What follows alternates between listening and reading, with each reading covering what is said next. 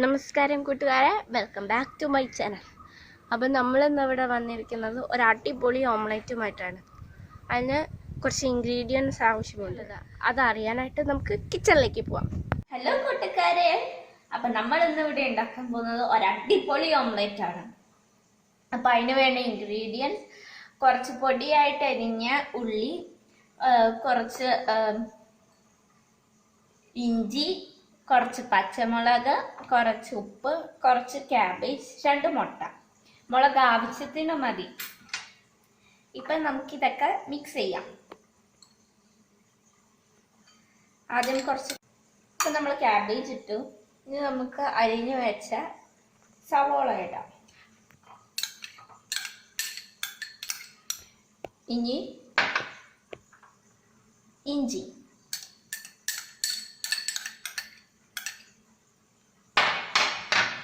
പച്ചമുളക്, പിന്നെ കുറച്ച് ഉപ്പ്. ഇപ്പം ആവശ്യത്തിന് മതി. ഇനി ഇതിലേക്ക് നമുക്ക് ഈ 2 മുട്ട പൊട്ടിച്ചു വയ്ക്കാം.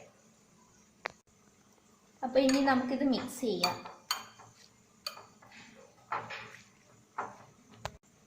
അപ്പൊ നമ്മൾ ഓംലെറ്റ് മിക്സ് ചെയ്തെടുത്തിട്ടുണ്ട്.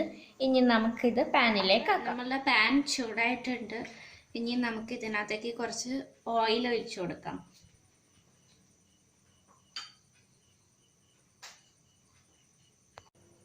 ഇപ്പം നമ്മുടെ എണ്ണ ചൂടായിട്ടുണ്ട്. ഈ ചൂടായ എണ്ണയിലേക്ക് ഈ മിക്സ്ചർ കുറച്ച് ഒഴിക്കുക.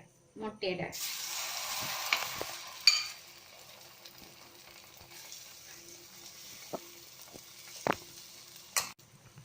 ഇത് നമ്മൾ നന്നായിട്ട് പരത്തണം. അല്പസമയത്തിന് ശേഷം ഇത് നമുക്ക് മറിച്ചിടാം.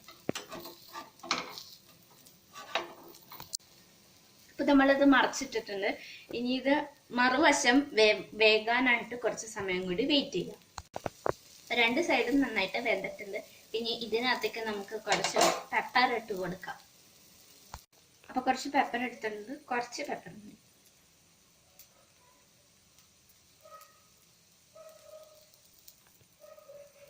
ഈ സ്ഥലത്തിട്ട് കൊടുത്തിട്ടുണ്ട്. ഇനി മറിച്ചിട്ട് അപ്പുറത്തെ സ്ഥലത്തും കൂടി ഇടാം. അപ്പൊ മറുവശവും നമുക്ക് പെപ്പർ ഇട്ട് കൊടുക്കാം.